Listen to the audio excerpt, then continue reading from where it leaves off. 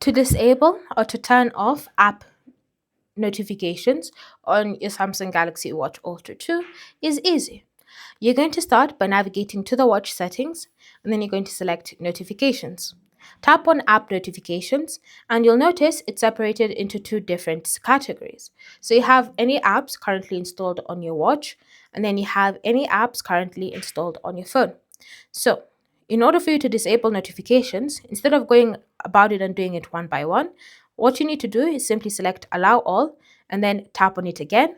And once you've disabled that, it means that all notifications from the watch apps have been turned off. Now you can do the same thing for the phone apps, allow all, and then tap on it again, and all phone apps will stop giving you notifications on your watch as well. Thanks for watching. If you have any questions or comments, feel free to leave them down in the comment section below, and I'll see you in the next video.